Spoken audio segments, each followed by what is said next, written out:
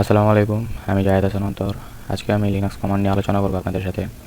তো Windows operating সিস্টেমে আমরা কী করি, সব কিছু আমরা ক্লিক করে কাজ করি। যেমন ধরেন কোনো সফটওয়্যার ইনস্টল করা, কোনো ফাইল ক্রিয়েট করা, কোনো ফোল্ডার ক্রিয়েট করা বা কোনো ফোল্ডারের অ্যাক্সেস নেওয়া, কোনো ফাইল ডিলিট করা। তো এই সকল কাজগুলো আমরা কী করি, আমাদের মাউসের থ্রু ক্লিক করে এই কাজগুলো করি। কিন্তু লিনাক্স অপারেটিং সিস্টেমে এই ধরনের কাজগুলো করার জন্য আমরা টার্মিনালের থ্রু কমান্ড দিয়ে এই কাজগুলো করে থাকি। তো আজকে আমরা এই লিনাক্স কমান্ডগুলো সম্পর্কে জানবো, এগুলো কিভাবে কোন কাজের জন্য কোন কমান্ড ইউজ করা হয়, এবং আমি প্র্যাকটিক্যালি এই কমান্ডগুলো রান করে আপনাদের দেখানোর ট্রাই করব। তো আপনাদের বোঝার সুবিধার্থে আমি এই কমান্ডগুলোকে ক্যাটাগরি ওয়াইজ ভাগ করেছি, কারণ লিনাক্সে বিভিন্ন ধরনের কাজের জন্য বিভিন্ন ধরনের কমান্ডগুলো ইউজ হয়ে থাকে। তো এই সবগুলো কমান্ড এক ভিডিওতে দেখানো সম্ভব না, তো আপনাদের বোঝার সুবিধার্থে আমি এই কমান্ডগুলোকে ক্যাটাগরি ওয়াইজ ভাগ করেছি।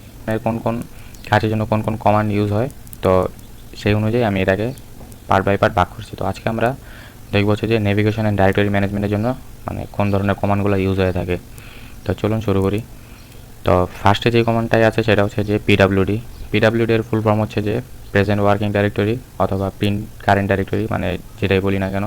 তো এই কমান্ডটা কী করে, আমি বর্তমানে কোন ডাইরেক্টরিতে আছি, কোন ডাইরেক্টরিতে আমি কাজ করতেছি, সেই ডাইরেক্টরির ফুল অ্যাবসলিউট পাথটা আমাকে দিবে।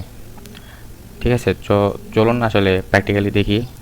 তো আমি গুগল ক্লাউড শেল ইউজ করে আমি কমান্ডগুলো রান করে আপনাদেরকে দেখাবো। তো আপনারা যে কোনো লিনাক্স সিস্টেমে এই কমান্ডগুলো রান করতে পারেন। তো ফার্স্টে যে কমান্ডটা ছিল সেটা হচ্ছে যে আমাদের পিডাব্লিউডি।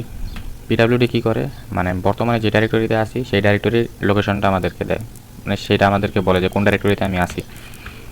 পিডাব্লিউডি দেখেন এখন বলতেছে যে স্ল্যাশ হোম ডাইরেক্টরির ভিতরে স্ল্যাশ জাহিদ নামে একটা ডাইরেক্টরি আছে, এই ডাইরেক্টরির ভিতরে এই ডিআর এমজিএমটি এই ডাইরেক্টরিতে আমরা আসি। তো যদি এখান থেকে অন্য কোনো ডাইরেক্টরিতে যাই, যেমন ধরেন, তো এখন যদি আমরা পিডাব্লিউ দিই তখন দেখবেন যে বলতেছে কোন ডাইরেক্টরিতে আসি আমরা, স্ল্যাশ বার টিএম, বার ডাইরেক্টরির ভিতরে টেম্পোরারি এই ডাইরেক্টরির ভিতরে আমরা আসি। নেক্সট কমান্ড হচ্ছে যে আমাদের এলএস।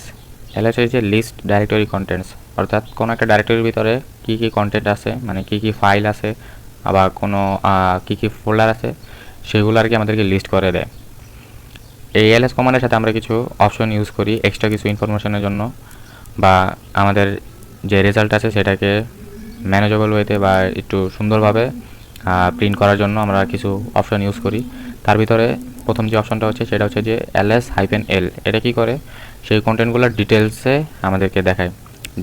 যেমন ধরেন যে আমরা যদি ls-l এই কমান্ডটা দিই, তো সেই ডাইরেক্টরির ভিতরে যেই ফাইলগুলো আছে বা যেই ফোল্ডারগুলো আছে সেগুলোর ডিটেলস আমাদেরকে ইনফরমেশন দিবে, যে কবে ক্রিয়েট হয়েছে, ঠিক আছে, কবে আপডেট হয়েছে, ফাইল সাইজ কত, পারমিশনগুলো, এইসব আর কি আমাদেরকে দেখাবে। তারপর সেকেন্ড যে অপশনটা হচ্ছে সেটা হচ্ছে যে ls-l ক্যাপিটাল এস, এটা আসলে ক্যাপিটাল এস হবে। এটা কি করে, সর্টিং বাই সাইজ।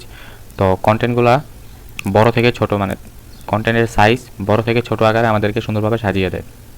তো থার্ড যে অপশনটা হচ্ছে সেটা হচ্ছে যে ls-r। এটা কি করে, লিস্টিং অল সাব ডাইরেক্টরিজ, অর্থাৎ আমি যে ডাইরেক্টরির ভিতরে ls কমান্ডটা চালাচ্ছি সেই ডাইরেক্টরির যে কন্টেন্টগুলো আমাদেরকে লিস্ট করবে, ওই ডাইরেক্টরির ভিতরে যদি কোনো অ্যানাদার ডাইরেক্টরি থাকে তো সেই ডাইরেক্টরির ভিতরে যে কন্টেন্টগুলো আছে সেগুলো আমাদেরকে শো করবে। তো চলুন এই তিনটা কমান্ড আমরা ইউজ করে দেখি। ওকে, প্রথম যে সেকেন্ড যে কমান্ডটা ছিল ls লিস্ট। তো দেখেন যে আমাদের এই drmgd ডাইরেক্টরির ভিতরে কী কী ফাইল, কী কী ফোল্ডার আছে সেগুলো আমাদেরকে দেখাচ্ছে। যে ano.txt একটা ফাইল আছে, ডেমো একটা ফোল্ডার আছে, ডেমো নামে একটা ডাইরেক্টরি আছে, এই ফোল্ডার নামে একটা ডাইরেক্টরি আছে। তো ডাইরেক্টরিগুলো আর কি কালার ডিফারেন্ট হয়। এখানে ব্লু কালার দেখাইতেছে, আপনার লিনাক্স সিস্টেমে অন্য কোনো কালার দেখাইতে পারে। তারপর আরেকটা ফাইল আছে test.txt। তো এখন আমরা এই কন্টেন্টগুলোর চাচ্ছি ডিটেলস ইনফরমেশন দেখতে, আসলে এগুলো কবে ক্রিয়েট করা হয়েছে, এগুলোর পারমিশন কী, এই ফাইলের অনারকে বা এই ফোল্ডার অনারকে, এগুলো কোন গ্রুপে আছে, ঠিক আছে, এই কন্টেন্টগুলোর বা এই যে ফাইল ফোল্ডার এগুলার সাইজ কত, ঠিক আছে। তো এই যে ডিটেলস ইনফরমেশন দেখার জন্য আমরা ls এর সাথে একটা অপশন ইউজ করি, সেটা হচ্ছে যে ls-l।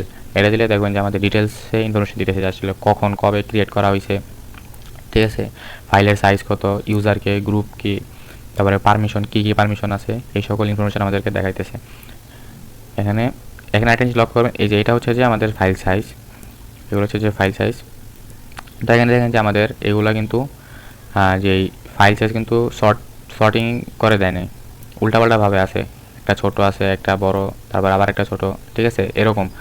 তো তারপরে যে আমাদের যেই নেক্সট কমান্ডটা ছিল ls hyphen l capital S, এটা কি করবে আমাদের যে কন্টেন্টগুলো লিস্ট করে দেখাবে সেগুলো মানে সর্টিং করবে, বড় থেকে ছোট আকারে সাজিয়ে সুন্দর করে আমাদের দিবে।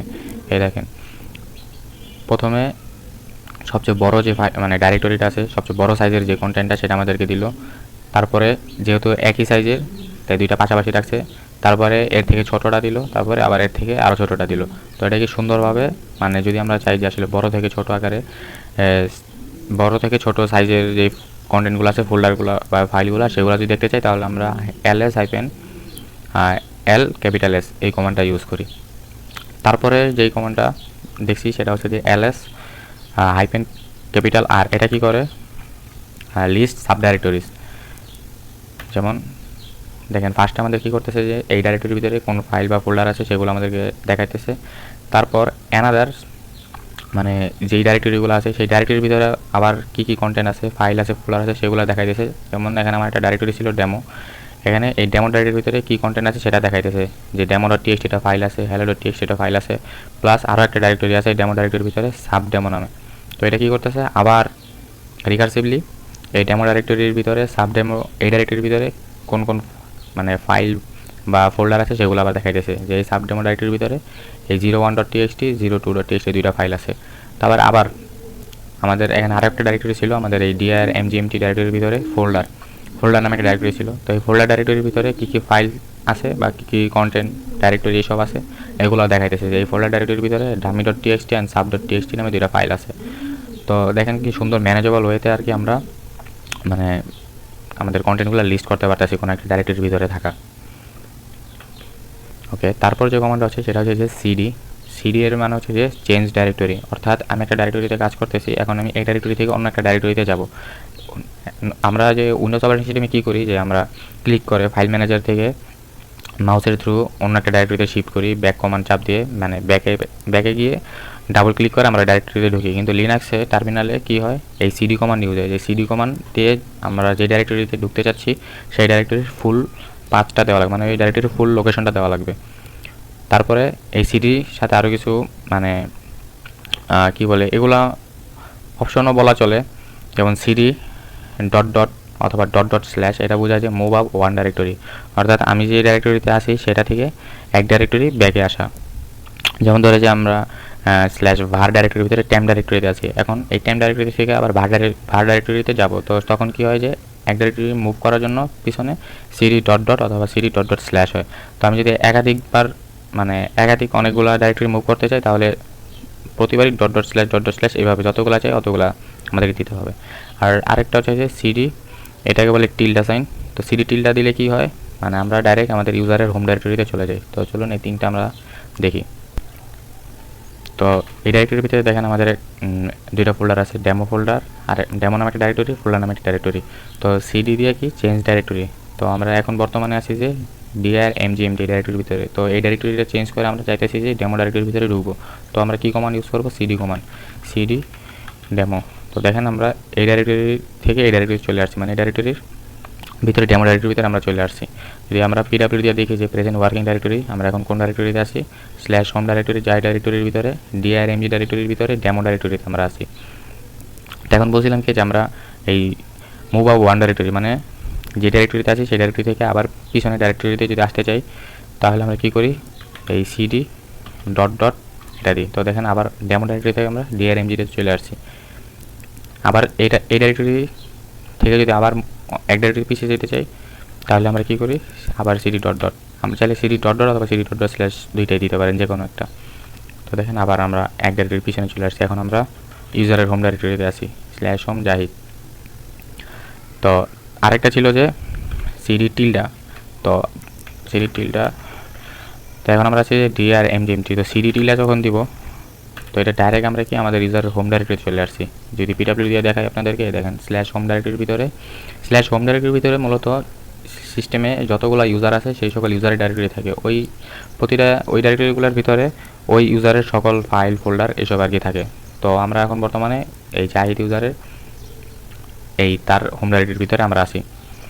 যদি পিডাব্লিউ দিয়ে দেখেন পিডাব্লিউ এই জন্য আর কি এই সিডি টিল্ডা কমান্ডটা ইউজ হয়, যে ইনস্ট্যান্টলি আমাদের যদি ইউজারের হোম ডাইরেক্টরিতে শিফট করা দরকার পড়ে তো আমরা ডাইরেক্ট সিডি টিল্ডা দিয়ে এই ইউজারের হোম ডাইরেক্টরিতে চলে আসতে পারি, অথবা ডাইরেক্ট আমরা অ্যাবসলিউট পাথ দিতে পারি, মানে ফুল পাথটা, যে ইউজারের হোম ডাইরেক্টরিটা কোথায় আছে স্ল্যাশ এই রুট ডাইরেক্টরির ভিতরে স্ল্যাশ হোম নামে একটা ডাইরেক্টরি, এই ডাইরেক্টরির ভিতরে আমার যে ইউজার জাহিদ এটা, তো এটা দিলেও কাজ করবে। তো এটা একটু লেন্দি না, আপনার ফুল অ্যাবসলিউট পাথ দেওয়া লাগতেছে। তো এর থেকে ভালো আমরা ডাইরেক্ট যখন সিডি টিল্ডা সাইনটা দিই তো ডাইরেক্ট আমরা এই ডাইরেক্টরিতে চলে আসতেছি। তারপর আছে যে push D and pop D, এটাই আমি মূলত ম্যাজিক কমান্ড বলি। তো ম্যাজিক কমান্ড কেন বলি, এটা আসলে এটার কাজ দেখলেই জানতে পারবেন। তো এটা আসলে কী করে, যে sometimes you need to temporarily check another place while working in a directory and come back. অর্থাৎ আপনি একটা ডাইরেক্টরিতে কাজ করতেছেন, একটা আপনার প্রজেক্ট ডাইরেক্টরিতে, তো আপনার টেম্পোরারিলি অন্য একটা ডাইরেক্টরিতে কোনো কিছু একটা চেক করার দরকার পড়লো, তো আপনি সেই ডাইরেক্টরিতে শিফট করলেন। এখন আপনার কি আবার আপনি যে ডাইরেক্টরিতে কাজ করতেছেন আপনার প্রজেক্ট ডাইরেক্টরি, সেই ডাইরেক্টরিতে আপনি শিফট করা লাগবে। তো এর জন্য কি আপনার সিডি কমান্ড ইউজ হবে। তো সিডি কমান্ড দিয়ে আপনি কী করা লাগবে, ওই ডাইরেক্টরির ফুল পার্টটা দেওয়া লাগবে, ওই ডাইরেক্টরিটা আসলে কোথায় আছে। তো এইটা একটু লেন্দি, তো এই জন্য আমরা কী করি, pushd and popd command use করি। তো পুশ ডি কমান্ডটা কী করে, with pushd we teleported to our defined directory but three our old location into memory. Push command দিয়ে আমরা যে ডাইরেক্টরিতে টেম্পোরারি যেতে যেতেছি তো ওই ডাইরেক্টরিতে আমরা ডাইরেক্টলি শিফট হয়ে যেতে পারবো, কিন্তু অ্যাকচুয়াল যে ডাইরেক্টরিতে আমরা কাজ করতেছিলাম সেটা আসলে মেমোরিতে থেকেই যায়। তো যখন আমরা পপ ডি কমান্ডটা দিই, যে when we set pop D we return exactly to where we left off, মানে ডিরেক্ট আমরা যেই ডাইরেক্টরিতে ট্যাগ করে আসলে অন্য ডাইরেক্টরিতে গেছিলাম টেম্পোরারি, সেই ডাইরেক্টরিতে আমরা আবার অ্যাগেন ব্যাক চলে আসি। ঠিক আছে, তো আসলে আমরা এটা দেখি এখন কীভাবে কাজ করে। ওকে, দাঁড়ান, আমি ধরেন এটা আমার প্রজেক্ট ডাইরেক্টরি ডিআর ইঞ্জিনটা, এখানে আমি কাজ করতেছি। তো এখন আমার কোনো কারণে আমার লিনাক্সে /var temp এই ডাইরেক্টরি চেক করা লাগবে, এখানে কি টেম্পোরারি ফাইলগুলো জমা হয়। তো এখন আমার কোনো একটা কারণে আমার এই ডাইরেক্টরিটা চেক করা লাগবে। তো আমরা কী করব, যে পুশ ডি সেই ডাইরেক্টরির পাথটা দিব। তো দেখেন আমরা কিন্তু চলে আসছি, আমরা যে পিডাব্লিউ দিই আবার, অথবা এখানে আপনার ডাইরেক্টরি শো করতেছে, ডাইরেক্টরি লোকেশন, যে আমি আসলে কোন ডাইরেক্টরির ভিতরে কোন ডাইরেক্টরিতে আছি। তো এখানে ধরেন আমার একটা ফাইল ক্রিয়েট করা লাগবে, ধরেন একটা ফাইল ক্রিয়েট করলাম,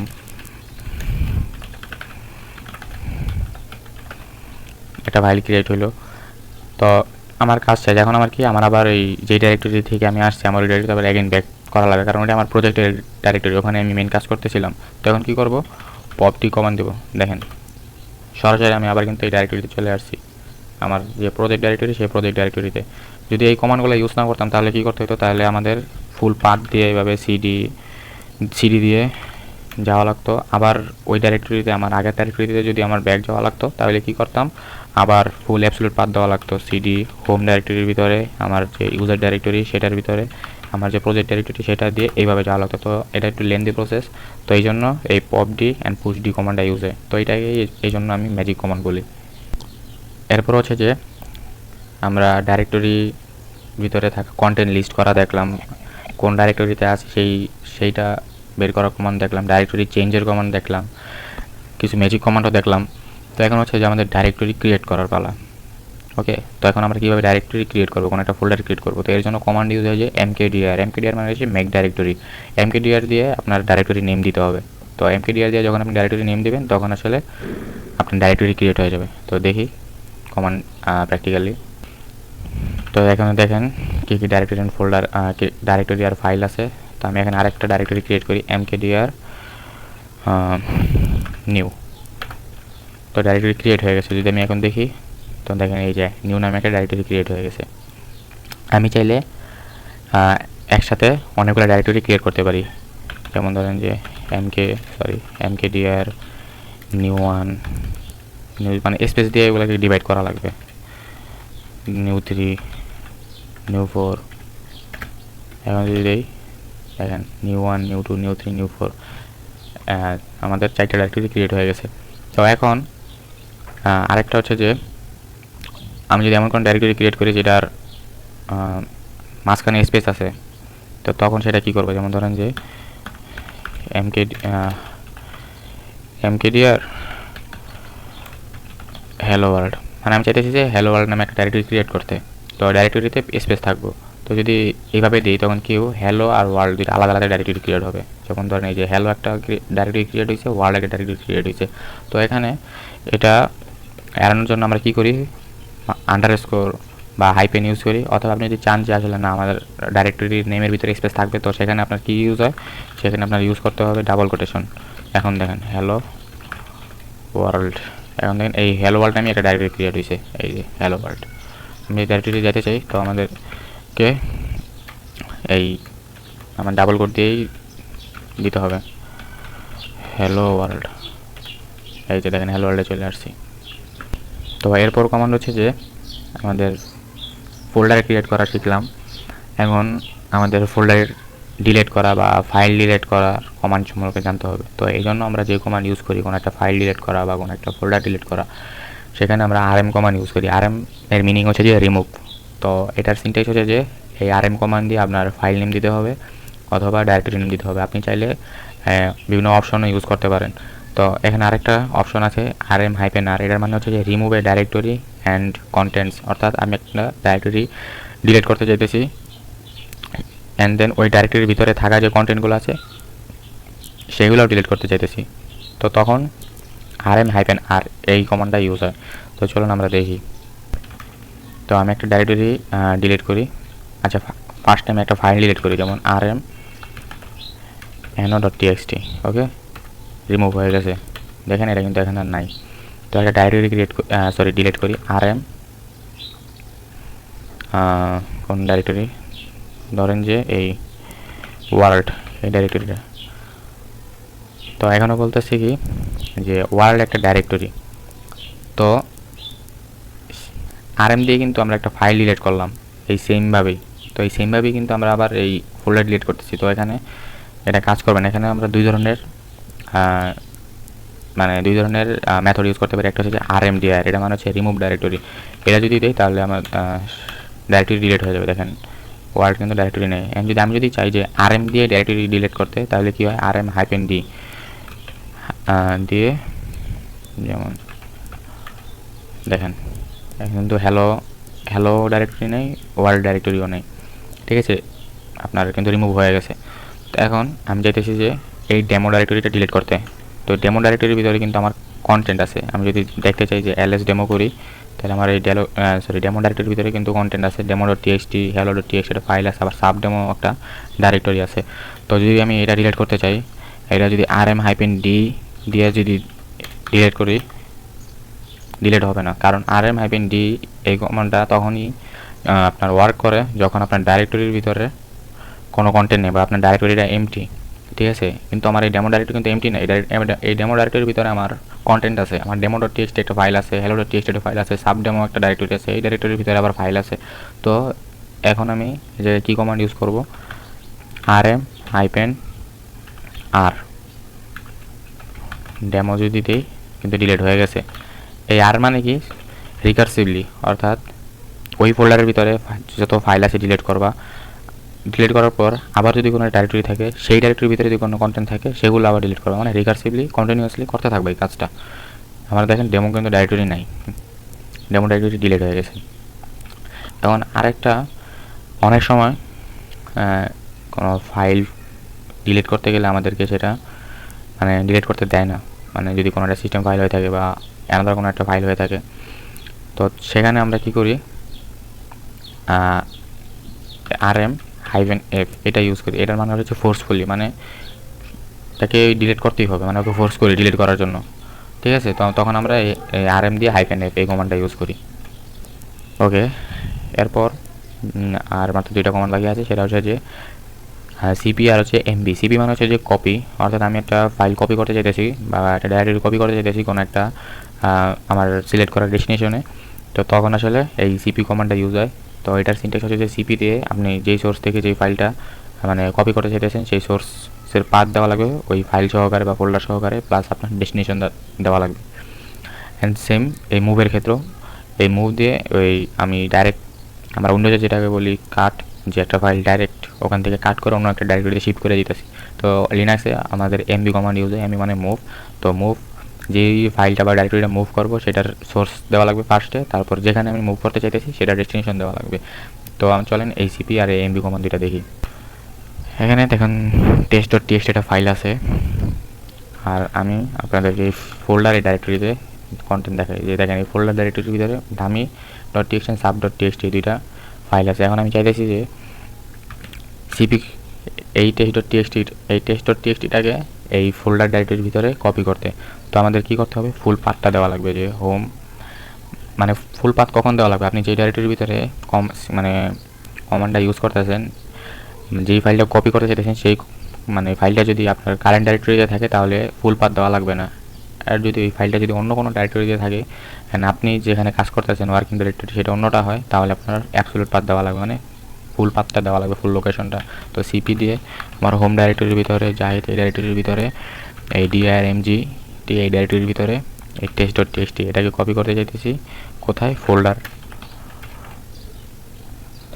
এটাও আমার ফুল পাথ দেওয়া লাগবে, যে হোম জাহিদের ভিতরে DIRMGT এটার ভিতরে ফোল্ডার নামে যেটা ডাইরেক্টরি আছে সেটাতে। তো এখন দেখেন ফোল্ডার ডাইরেক্টরির ভিতরে কিন্তু এটা কপি হয়ে চলে আসছে, রাইট। তো এবার আসি আমাদের মুভ কমান্ডে।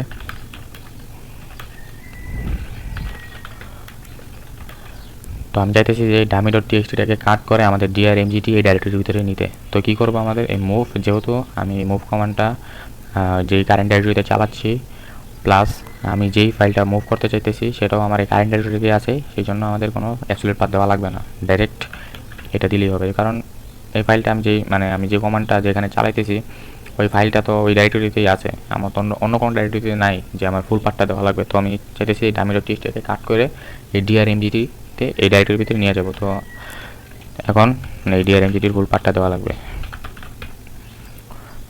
তারপর DIRMGT এখানে আমি মানে কাট করতে চাইতেছি, দেখেন এখান থেকে কিন্তু সেটা চলে গেছে আমাদের, এই দেখেন DIRMGT-তে। এখন আরেকটা হচ্ছে যে মুভ কমান্ড আমরা ফাইল নেম রিনেম করার জন্য ইউজ করি। কিভাবে, এই মুভ dummy.txt-টাকে চাচ্ছি আমি hello.txt করতে। তো দেখেন এই dummy.txt-টা কিন্তু আপনার hello.txt-তে রিনেম হয়ে গেছে, মানে এটা রিনেম হয়ে গেছে, কন্টেন্টে কোনো চেঞ্জ হবে না, কন্টেন্ট যেটা যেমন আছে তেমনই থাকবে, কিন্তু ফাইল নেমটা রিনেম করার জন্য আমরা এই মুভ কমান্ড ইউজ করি। অথবা কোনো একটা ফাইল বা ফোল্ডার একটা ডাইরেক্টরিতে কোনো একটা ডাইরেক্টরিতে কাট করে বা মুভ করার জন্য আমরা এই মুভ কমান্ডটা ইউজ করে থাকি। তো এই ছিল আমাদের ডাইরেক্টরি ম্যানেজমেন্টের যে কমান্ডগুলো, সেগুলো এই সকল কমান্ডগুলো আমরা আর কি ডাইরেক্টরি ম্যানেজমেন্টের জন্য ইউজ করে থাকি। আজকে এই পর্যন্তই। নেক্সট ভিডিওতে আমরা লিনাক্স ফাইল অপারেশন এই কমান্ডগুলো সম্পর্কে জানবো, লিনাক্স ফাইল অপারেশনের জন্য কোন কোন কমান্ড ইউজ হয়ে থাকে সেগুলো সম্পর্কে জানবো। তো সে পর্যন্ত স্টে সেফ, স্টে সিকিউর। আল্লাহ হাফেজ।